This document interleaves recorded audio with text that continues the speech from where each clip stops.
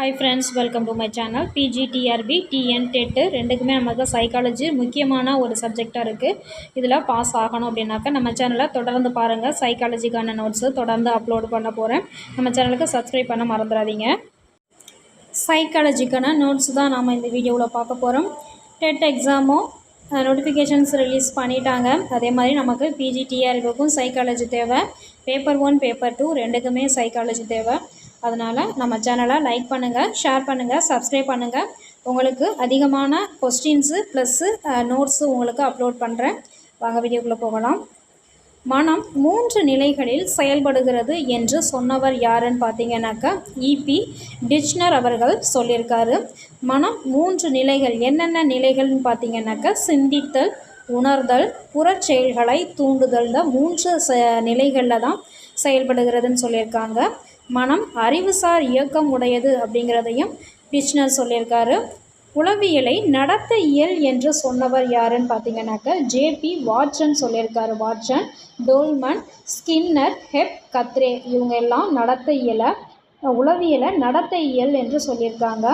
மரபு கொள்கையை வாட்சன் ஏற்றுக்கொள்வதில்லை, சூழ்நிலையே மனிதனை உருவாக்குகிறது அப்படின்னு சொல்லியிருக்காரு வாட்சன்.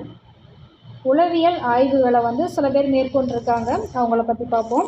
1802 பிரெஞ்சு நாட்டை சேர்ந்த பியரி கோபாலனிஸ் என்பவர் உயிரியல் தொடர்பான ஆய்வுகளை மேற்கொண்டிருக்கார். இந்த வருஷம் நாடு இதெல்லாம் கேட்பாங்க. வில்லியம் ஊண்ட் என்பவர் 1879 உளவியல் தொடர்பான ஆய்வுகளை மேற்கொள்ள ஆய்வுக்கூடம் அமைத்தார். இவர் ஜெர்மன் நாட்டை சேர்ந்தவர், இயற்பியல் வல்லுநரும் கூட. வில்லியம் ஊண்டு எப்போ உளவியல் ஆய்வுகளை கூடம் அமைச்சிருக்காரு? உளவியல் ஆய்வு கூடம் 1879. உளவியலின் தந்தை வில்லியம் ஊண்டு. உளவியல் மனித ஆன்மா பற்றியது என்றவர் பிளாட்டோ. அப்புறம் அரிஸ்டாட்டில். உளவியலை மனித ஆன்மா பற்றியது என்றவர் பிளாட்டோ மற்றும் அரிஸ்டாட்டில். உளவியலை நனவு நிலை பற்றியது என்று கூறியவர் வில்லியம் ஜேம்ஸு, அப்புறம் வில்லியம் ஊண்டு. இவங்க 2 பேருமே 19ஆம் நூற்றாண்டை சேர்ந்தவர்கள். உளவியல் ஒரு நடத்தை அறிவியலாம் என்று சொன்னது ரோபர்ட் எஸ் வோர்ட்ஸ்வொர்த். வில்லியம் மட்டூக்கல் என்ன சொல்லியிருக்காங்க அப்படின்னு பார்த்தீங்கன்னா, உளவியல் என்பது மனிதனின் நடத்தையின் காரணங்கள், நிபந்தனைகளை பற்றி படிப்பதாகும்னு சொல்லியிருக்காரு வில்லியம் மட்டூக்கல். மற்றும் க்ரோ என்ன சொல்லியிருக்காங்க அப்படின்னாக்கா, உளவியல் என்பது மனித நடத்தை, மனித உறவு முறைகளை பற்றி படிப்பதாகும் என்று லெஸ்டர் க்ரோ மற்றும் ஆலிஸ் க்ரோ சொல்லியிருக்காங்க. க்ரோ என்ன சொல்லியிருக்காங்க, உளவியல் என்பது மனித நடத்தை, மனித உறவு முறைகளை பற்றி படிப்பதாகும் என்று லெஸ்டர் க்ரோ மற்றும் ஆலிஸ் க்ரோ சொல்லியிருக்காங்க. அடுத்தது ஜேபி வாட்சன் நடத்தையை SOR என்னும் வாய்ப்பாடாகவே சொல்லியிருக்காரு. எஸ்ங்கிறது சிம்லஸ் தூண்டுதல் அப்படின்னு சொல்லியிருக்காங்க. ஓங்கிறது ஆர்கானிசம் அமைப்பு, ஆறுங்கிறது ரெஸ்பான்ஸ் துலங்கல் அப்படின்னு சொல்லியிருக்காங்க. 1912 நடத்தை கோட்பாட்டிற்கு எதிர்ப்பு தெரிவித்து முழுமை காட்சி கோட்பாடு தோன்றுகிறது. எதிர்ப்பு தெரிவித்த ஆண்டு எது அப்படின்னு சொல்லி கேட்டாங்கன்னா 1912 அப்படின்னு சொல்லலாம். எதிர்ப்பு தெரிவித்து எழுந்த கோட்பாடு அப்படின்னு சொல்லி கேட்டாங்கன்னா முழுமை காட்சி கோட்பாடு அப்படின்னு சொல்லலாம். எதையும் தனித்தனியாக பார்க்காது முழுமையாக பார்க்க வேண்டும் என்பதுதான் இந்த முழுமை காட்சி கோட்பாடு. கெஸ்டால்ட் என்ற ஜெர்மானிய சொல்லிற்கு உருவம் அல்லது வடிவம் என்பது பொருள். இது கேட்பாங்க, கெஸ்டால்ட் அப்படின்னு சொல்லுவாங்க. இது கொஞ்சம் டைப்பிங்கில் கொஞ்சம் பிழையாக இருக்குது.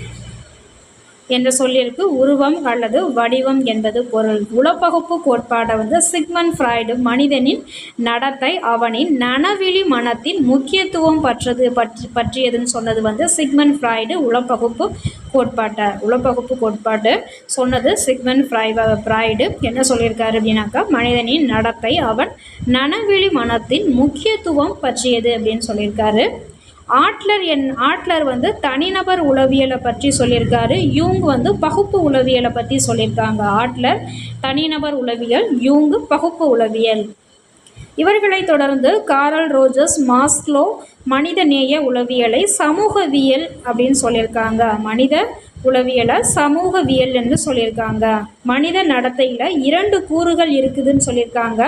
ஒன்று நனவு நிலை, இன்னொன்று நனவெளி அனுபவங்களை கொண்டுள்ளது. நனவு மற்றும் நனவெளி அனுபவங்களை கொண்டுள்ளதுன்னு சொல்லியிருக்காங்க மனித நடத்தை என்பது. உளவியல் பரிசோதனைக்கு வித்திட்டவர் E.H. வெப்பர். உளவியல் பரிசோதனைக்கு வித்திட்டவர் E.H. வெப்பர். வெப்பரின் ஆய்வை செம்மைப்படுத்தி புற தூண்டல்களுக்கும் புலன் உணர்ச்சிகளுக்கும் உள்ள தொடர்பை அளவிட்டவர் G.T. பெச்னர். வெப்பரின் ஆய்வை செம்மைப்படுத்தி புற தூண்டல்களுக்கும் புலன் உணர்ச்சிகளுக்கும் உள்ள தொடர்பை அளவிட்டவர் G.T. பெச்னர். புள்ளியியல் அடிப்படையில் தனிநபர் வேறுபாடுகளை அளவிட்டவர் R.B. கேட்டல். புள்ளியியல் அடிப்படையில் தனிநபர் வேறுபாடுகளை அளவிட்டவர் R.B. கேட்டல். தனிநபர் வேறுபாடுகளை உளவியல் சோதனை மூலம் அளவிட்டவர் சர் பிரான்சிஸ் கால்டன். தனிநபர் வேறுபாடுகளை உளவியல் சோதனை மூலம் அளவிட்டவர் சர் பிரான்சிஸ் கால்டன். அறிவார்ந்த உளவியல் கோட்பாடு பியாஜே. அறிவார்ந்த உளவியல் கோட்பாடை சொன்னவர் பியாஜே. ஆல்ஃபிரட் பீனே நுண்ணறிவு சோதனையை பற்றி சொல்லியிருக்காங்க. வெச்சலர் வயது வந்தோர் நுண்ணறிவு அளவுகோல் பற்றி சொல்லியிருக்காரு. அறிவார்ந்த உளவியல் கோட்பாடு பியாஜே. ஆல்ஃபிரட் பீனே நுண்ணறிவு சோதனை. ஆல்ஃபிரட் பீனே நுண்ணறிவு சோதனை. வெஸ்லர் வயது வந்தோர் நுண்ணறிவு அளவுகோல். ஓகே ஃப்ரெண்ட்ஸ், நெக்ஸ்ட் வீடியோவில் மீதி நோட்ஸ் என்னென்ன அப்படிங்கிறத நம்ம பார்ப்போம். நம்ம சேனலை சப்ஸ்கிரைப் பண்ண மறந்துடாதீங்க. சப்ஸ்கிரைப் பண்ணாக்கா உங்களுக்கு போடுற வீடியோ ஒவ்வொன்றும் டானும் உங்களுக்கு வந்து சேரும். சப்ஸ்கிரைப் பண்ணுங்கள், உங்கள் ஃப்ரெண்ட்ஸுகளுக்கும் ஷேர் பண்ணுங்கள். வீடியோவை ஸ்கிப் பண்ணாமல் பாருங்கள், சப்போர்ட் பண்ணுங்கள். Thank you for